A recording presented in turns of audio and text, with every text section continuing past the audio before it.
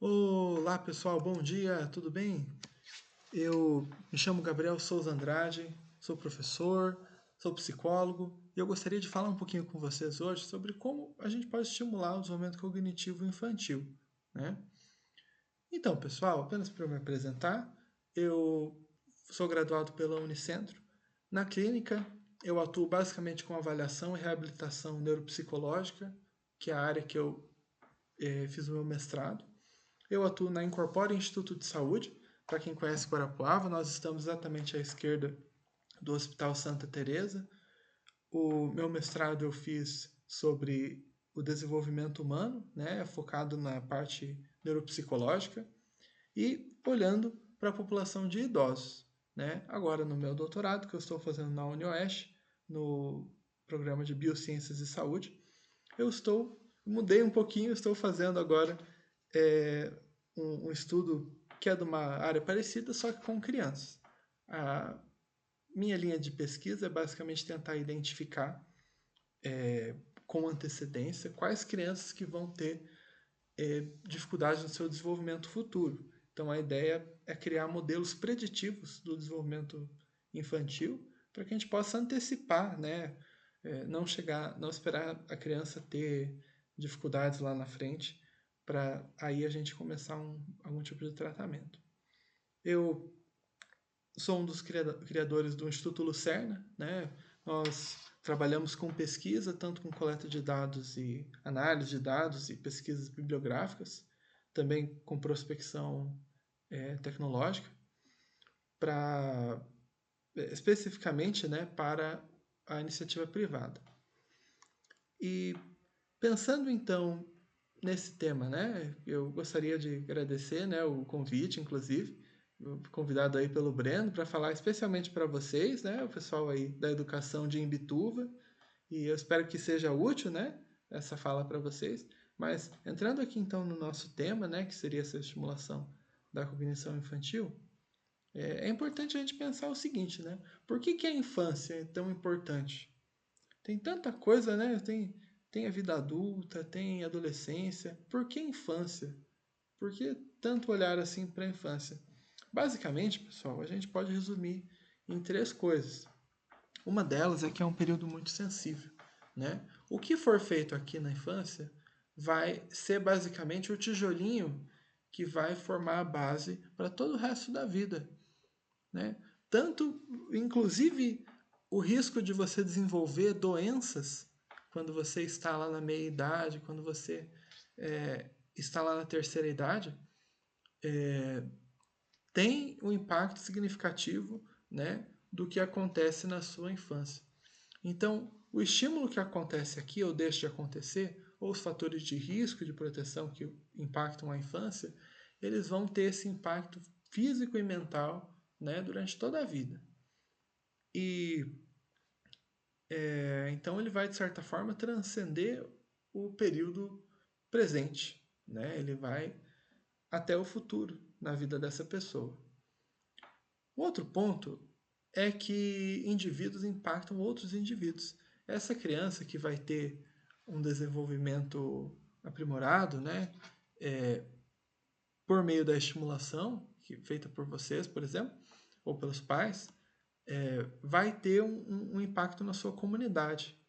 Né? Isso, claro que o impacto, né, ele não vai ser enorme, né? Apenas uma aula que você vai dar não vai ter um impacto gigante, mas ela é o pequeno tijolinho que, junto com outras coisas, vai ajudar a construir, né, o futuro dessas pessoas. Então, pensando que isso vai impactar a vida inteira da pessoa, isso vai ter um impacto também na comunidade dessa criança, né? Na família dessa criança. Então você vai ter algo que transcende as portas da escola e vai para os outros cantos da cidade.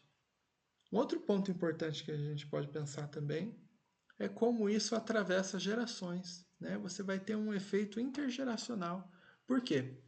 Quanto mais, embora isso não seja uma regra, né, você tem uma correlação entre o quanto os pais tiveram uma educação de qualidade, né, e o quanto que eles conseguem fornecer de estimulação para os seus filhos. Então, quanto mais vocês fizerem um bom trabalho agora, mais esses alunos de vocês, que hoje podem estar usando fraldas, né, vão ter de repertório para estimular os seus filhos lá na frente. Mesmo que eles não se lembrem exatamente de vocês ou da atividade que foi feita, isso já vai ter um impacto que pode passar lá para os seus filhos, para os seus netos lá na frente, né? E um outro ponto importante para a gente pensar é que o cérebro da criança é como se fosse um campo de obras, né? Ele, inclusive, tem algumas estruturas temporárias.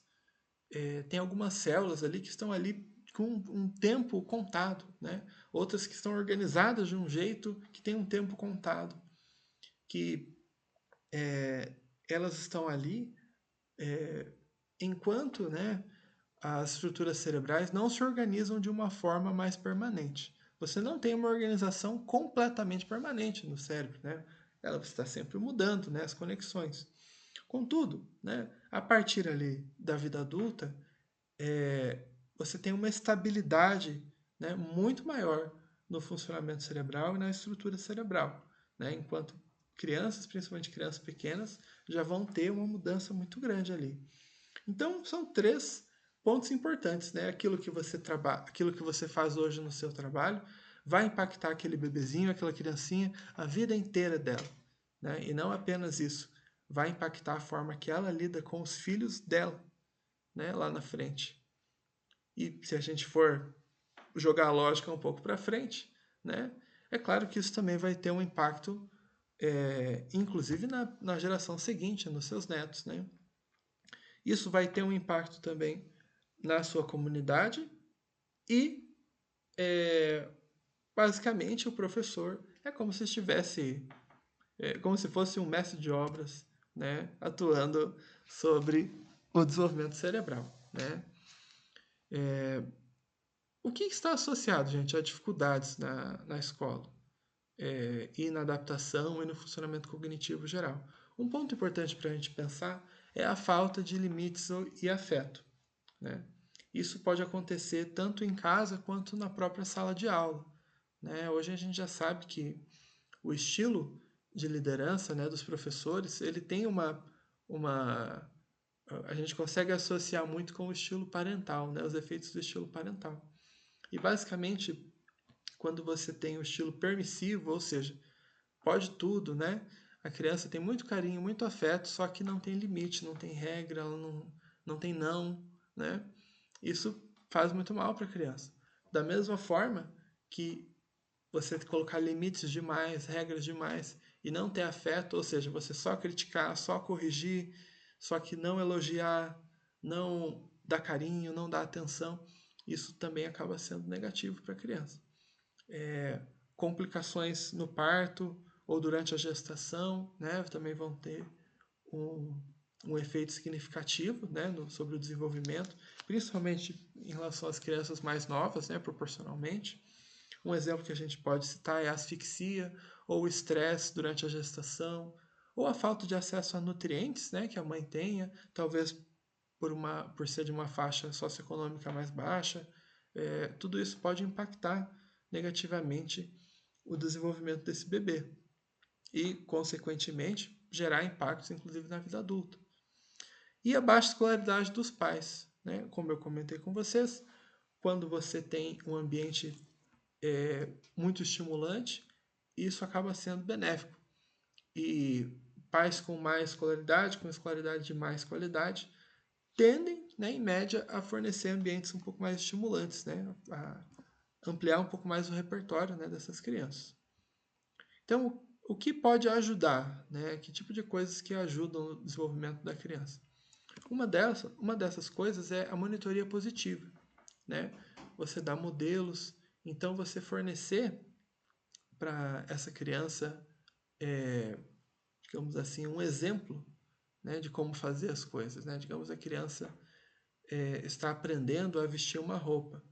Então, você pode vestir uma roupa na frente dela, né, para ela ter o modelo, ou digamos assim, ela está aprendendo a lidar com conflitos. Quando ela fica com raiva, geralmente ela fica com muita raiva e fica querendo agredir as outras crianças. Então, uma forma de você dar modelo é você conseguir manter a calma quando você está lidando com o conflito seu com uma criança, né? Digamos que uma criança está aprontando muito ou fez algo que você já disse para ela não fazer pela 20ª vez, né? Você conseguir manejar aquela situação com calma, você está indiretamente ensinando as crianças em volta sobre como fazer isso, né? Você guiar também a criança sobre como fazer corretamente, né? Digamos assim, a criança que está aprendendo a se vestir, ela não vai aprender do dia para a noite. Se você entregar a roupa para ela e ficar insistindo para ela colocar, ela não vai conseguir colocar de primeira. Então, você fazer uma parte do movimento e ir dificultando aos pouquinhos é algo que pode contribuir. Por exemplo, você colocar até metade da cabeça da criança para ela puxar, né? Ela já está fazendo algo a mais do que ela fazia antes, já é um início, né, desse processo. Um outro ponto muito importante, né, que a gente já pôde compreender isso a partir dos estudos de infância, né, já desde bastante tempo, é que é muito importante que a criança tenha um ambiente que ela se sinta acolhida, que ela se sinta pertencente, né? Que ela tenha suas emoções validadas, né? Isso não significa você validar o comportamento, né? Mas a criança saber que ela pode expressar as emoções, que ela não vai ser punida por expressar as emoções dela, né? Isso também é muito importante. E um outro ponto, a estimulação intelectual, né? Eu comentei com vocês sobre o meu mestrado, que eu foquei no desenvolvimento neuropsicológico de idosos, e basicamente aquelas coisas que aconteciam na infância desses idosos, né? Por exemplo, os anos de estudo desde o comecinho, né, tinham um impacto muito grande, inclusive lá na frente, né? Inclusive na compatibilidade com sintomas de Alzheimer, né? Quanto mais esse idoso teve acesso a uma educação lá no começo da vida, mais ele tinha uma resistência, né, ao declínio cognitivo no futuro. E o que dá para fazer, né, gente? O que dá para fazer? Uma coisa que dá para fazer é promover um ambiente estimulante, né, no sentido intelectual. Você ter estímulos variados, né, no âmbito físico, da linguagem, visuais, né? Então, tanto para promover o repertório da criança, quanto para promover o contato com diferentes coisas, né, para ela poder aprender. Por exemplo, né, em relação à linguagem. A linguagem falada, né, é diferente da linguagem cantada, né? E a música infantil, que de repente eles querem ouvir, pão, pão, pão, pão, pão de queijo, né? Ou pula, pula, pipoquinha, né? Pula, pula sem parar. Isso é bastante diferente, né? De uma música popular, né? De uma música, digamos assim, que não seja necessariamente infantil, né? Então você tem uma certa variabilidade, né, de temas, inclusive na leitura, né? Por exemplo, você ter alguns livros, talvez a maioria dos livros sendo voltados à idade da criança, né? Mas com alguns ali que desafiam ela um pouco mais, que são para crianças mais velhas, né? Que talvez ela não entenda, mas ela vai fazer uma força para entender um pouquinho mais. Isso é algo que é possível, né, de adicionar no dia a dia para criar um ambiente um pouco mais rico. Um ponto importante também acerca da leitura é que ela vai aquela história, né, que ler também é um exercício, né, que ela vai gerar um efeito muito positivo sobre o desenvolvimento cognitivo, pensando desde a atenção, a memória, a capacidade de raciocínio, são várias funções que são desenvolvidas a partir da leitura, né? Então, é algo muito importante. E, inclusive, eu estive conversando, né, com o pessoal aí do berçário, né, aí do município de Mituva, e perguntaram para mim, eu achei uma excelente pergunta, né? Olha, mas o que talvez seja uma coisa que dê para fazer que seja que você recomenda, né? Porque tem tanta coisa, né? Tem estimulação visual, tem estimulação física, é, da linguagem, né? Tem os conteúdos que as crianças têm que aprender e tudo mais, mas se tem uma coisa assim que você recomenda, o que dá para... Olha, eu acho que a leitura é o que tem o melhor custo-benefício, né?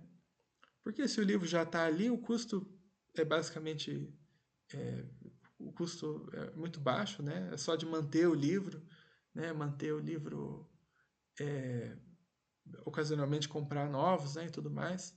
É, você ter um tempo, né?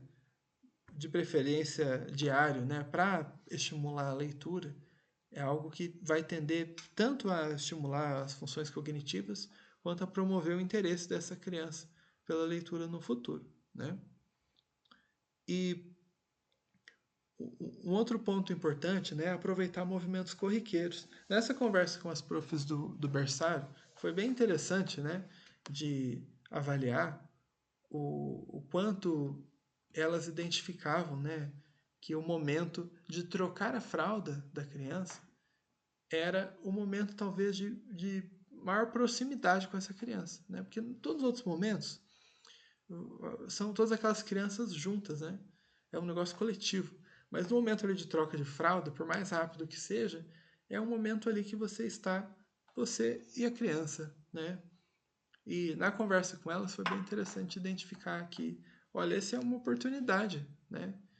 De estimular, por exemplo, o entendimento das partes do corpo, né? Olha só, né, você está com a fralda suja, né? Está suja de cocô, né? Sabe falar cocô?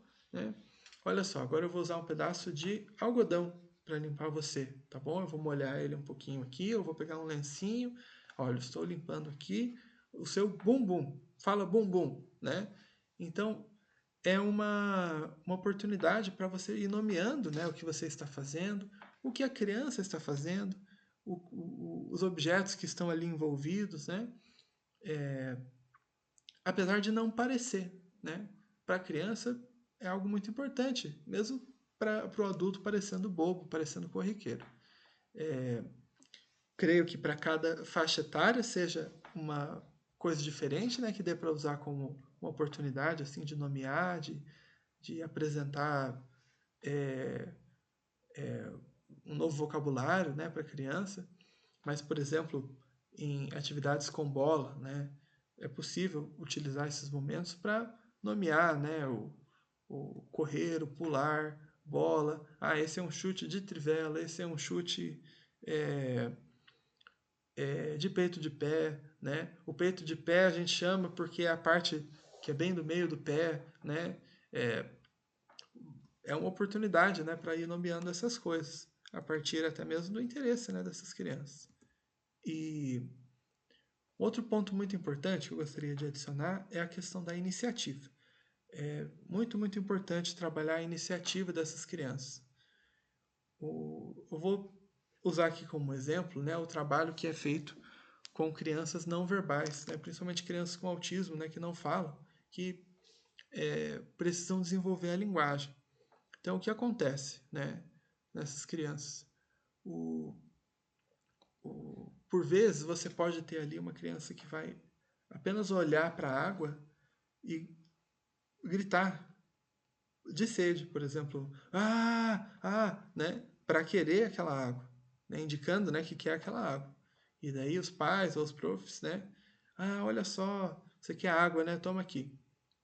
Isso também é uma oportunidade, né, de você dar um modelo para ela. Por exemplo, olha, água, o nome disso é água. E de você exigir dela esse passinho a mais.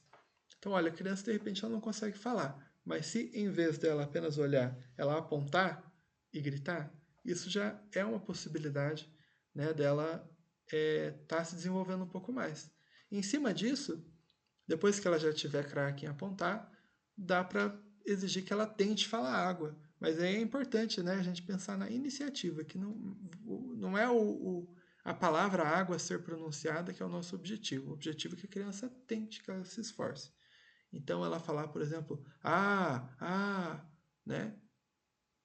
Olha, é um passo mais próximo, né, da palavra água. Mesmo não sendo exatamente o que a gente espera no final, é uma aproximação disso. Então, já é algo que deve ser elogiado, que deve ser reforçado. Outro ponto importante é identificar quando há atrasos, né, no desenvolvimento das crianças. Um marcador importante que é possível usar é a idade de 1 ano e meio, por exemplo, para falar ou para andar, né, falar pelo menos uma palavra que seja. E acredito que o Breno vai falar um pouquinho com vocês sobre formas, né, de avaliar a necessidade de encaminhamento, né, para uma avaliação. E isso é bastante importante, porque tem umas crianças que vão ter uma flutuação normal ali no seu tempo de desenvolvimento, né? Por exemplo, aquela história, né, que toda criança tem o seu tempo, né? Isso é verdade. Mas por vezes, né, isso acaba passando dentro do limite, né, do saudável. Isso entra já num atraso que vai atrapalhar a adaptação social dessa criança. E com o apoio profissional é possível identificar o que está acontecendo e, dessa forma, né, promover um tratamento mais efetivo. E pensando nisso, né, algo que pode ajudar bastante é a escrita de relatórios. Eu trabalho com avaliação de criança a partir de 2 anos e meio, né, para suspeitas de transtorno de aprendizagem, autismo, por exemplo, déficit de atenção, né? Nem tudo a gente consegue ver com os tão pequenos assim, né? Mas a partir de 2 anos e meio eu já faço minhas avaliações. E basicamente, quando eu tenho a criança na minha frente, eu consigo tirar uma foto ali daquele momento, né? Mas se eu tenho acesso a um relatório que uma prof fez quando a criança estava lá no CMEI, né? A criança de repente chega para mim com 10 anos de idade, suspeita de autismo. Aí eu pergunto para a família me fornece um relatório da criança lá na creche, né? Falando, olha, ela é, não gosta do toque, né? Ela grita muito, chora muito. Opa, isso já me ajuda a ter um diagnóstico mais preciso, né? Ou evitar diagnósticos errados também, né? Eu, ou neuropediatra, ou outra pessoa que trabalha com neuropsicologia, basicamente isso, né? E além dos instrumentos, né, que o Breno vai passar para vocês, eu recomendaria bastante o uso do TED Pro, né? Ele tem duas versões, tem o TED normal e o TED Pro. Esse é um aplicativo, né? Foi desenvolvido pelo Departamento de Medicina da UFMG, em parceria com instituições aqui do Sul e lá do Ceará. E dessa forma, ele tem uma base estatística para dizer se a criança está com risco ou não. Né? No final, ele traz esse resultado: olha, a criança está com risco, né? Procure um especialista. Ou, a criança parece estar dentro da normalidade. Então, é um aplicativo gratuito, é possível recomendar ele para os pais. Tem alguns vídeos também sobre como estimular a criança, vídeos um pouco mais básicos, né, feitos mais para os pais. E a versão Pro, né, seria para profissionais da saúde e da educação poderem fazer essa triagem. Né? O nome do instrumento é Triagem e Estimulação do Desenvolvimento Infantil. Então, essas aqui são as minhas referências. E muito obrigado, pessoal, pela atenção. Eu espero que essa fala tenha sido útil. Espero que vocês tirem bastante proveito dessa formação, desse evento. E desejo uma boa semana a todos. Até mais. E obrigado, Breno, pelo convite, viu?